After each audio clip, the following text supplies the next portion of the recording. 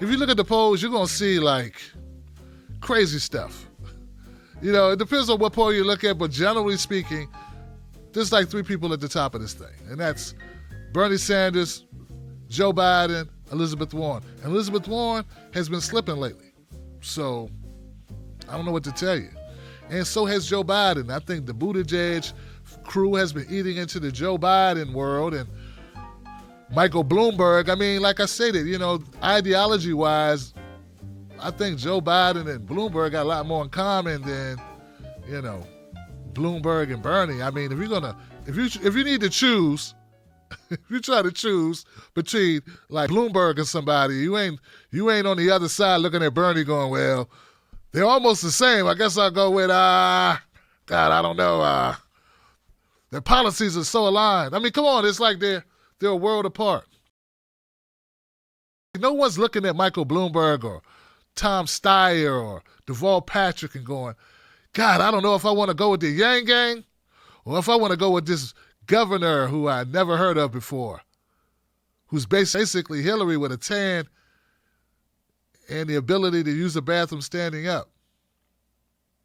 I don't think I want that guy. Oh, the neoliberals are canceling each other out, Johnson. Yeah, they're fighting for the same three voters. Voters who don't believe that we deserve anything. Voters who vote Democrat but are actually Republicans. Voters who think that entitlements are entitlements when they're actually what you earned as being a citizen in the richest country in the world. That guy that everyone loves to talk about being the most electable, well, he was asked a question at a forum, an education forum that was recently held. All of the candidates attended. Have you heard Joe Biden lately? If you were thinking that he's gotten better, you're wrong, Johnson. A large number of our children who are Black and Latino will find themselves in segregated schools. In 2016, 42% of Latino students and 40% of Black students attended schools where just 10% of their peers were white. Do you consider this a failure of American education that our schools are segregated? And if you consider it a failure, how would you fix it? Two ways to fix it. Number one. So you consider it a failure? No. Look, I do think that the fact that we have institutional racism that exists based on neighborhoods, based on jobs, based on the ability to not be able to live in areas that for financial reasons, not just racial reasons. In other words, it used to be, the reason I supported busing the first time around is the de facto segregation. You cannot live in this neighborhood because you're an African American. That's de facto segregation. But there's de jure segregation. That's de jure segregation, not de facto segregation. De facto segregation exists because of the way of our housing our housing policies, our educational policy. We should break down school districts and not make sure that their ability to not, by definition, exclude minority neighborhoods. But the way to deal with this is to provide for the best education possible in every single school. That's the way to deal with it, and then deal with, I started off as a United States Senator fighting redlining. You know what redlining is? I do. Well, that's what I started. The first bills I, in fact, got involved with. And I'm extremely proud of my record on civil rights. That's why I have more people in the African American community supporting me than anybody else. That's why the president picked me. I make no apologies for my record on civil rights. As good or better than anybody in politics.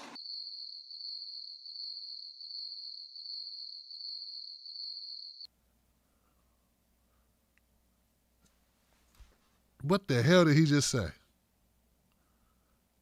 Nothing. He said nothing, Johnson. She said we have segregated schools. Is that good or is that bad? And if it's bad, what would you do to fix it?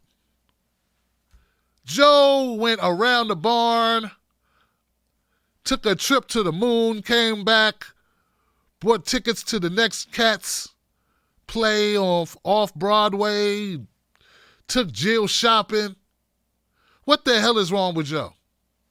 I mean, come on, guys. At some point, even my friends in South Carolina, who I'm not totally convinced are locked in on Joe, damn it, you got to admit, Joe just doesn't know how to answer a question. What time is it, Joe? And if so, is it early or late? And this dude will start telling you, Pluto is not actually a planet.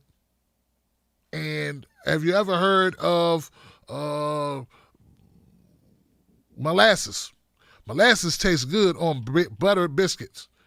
You would really like molasses. And another thing, if you ever had molasses and you washed it down with some milk, that would be a pretty good thing. And I would stand behind my ability to bake a cake anytime I'd like to bake a cake. And don't you go tickling my navel again, because I don't like my navel being tickled. Now, if there is a God, then there's probably a spaghetti monster too, and that would mean that horses can fly, and I've ridden a horse before, and that's the whole point of the whole thing, and that's why I've always fought for children that have the ability to drive cars with their feet, because I think driving cars with your feet is an important thing, and it's an American thing, and we should do more of it.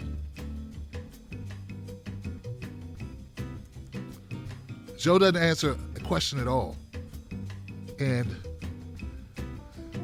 this whole electability thing, I'm really trying to figure out what they mean by electability, unless they mean the opposite of electability, like unelectability, inelectability, or if you happen to be new to this show and you happen to be considering Joe Biden because you think you like the way he eats ice cream, or you wore those cool sunglasses, or he hung out with Obama for a while and he seemed all right, rethink it. I mean, a vote for Biden is a vote for Trump. Let's just keep it 100. I mean, I'm not saying he's a bad person. I'm saying he's a bad candidate. That's all that should matter. I want to contrast how he sounded and how Bernie sounded. Senator, you proposed canceling college debt. I sure did. So you and I have a lot of conversations about the way things go where I come from in Canada and how some of these things work better. Here's my one question about canceling student debt. Even if it's from public universities, there are people graduating from professions who do very well or in high demand, engineers, coders, and other professions. Philosophically, I know you want to cancel that student debt. Economically, given how much it costs, is there a way to look at this where you don't cancel the student debt of people whose debt doesn't need to be canceled? Well, I look at it a little bit differently. Number one, trust me that those people who make a lot of money, who are very wealthy, probably not going to be voting for me because we're going to be raising their taxes very substantially. But what I have to say is I do believe in the concept of universality. You know, in Canada, whether you're rich or you're poor, you can take advantage of the healthcare system. In this country, Donald Trump's grandchildren could go to a public school if they wanted, even though he's a billionaire, or he says he's a billionaire. We don't know if that's true. All right.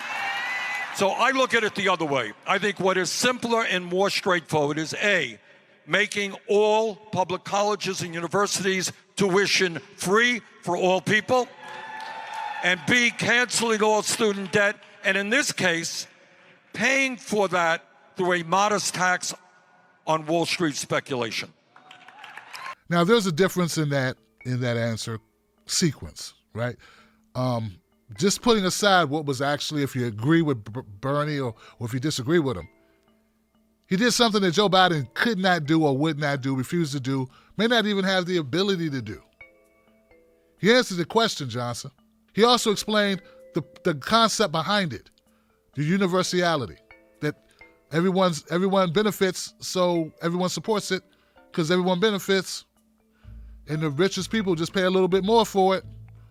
They help fund it, but they also can benefit from it. Instead of they pay for it and they get nothing from it, except resentment for people who get it and they don't get it. See, that's the whole point. But whether you agree with that or not, he gave you a reason. He gave you a reason. Then he also talked about Wall Street helping to pay for it.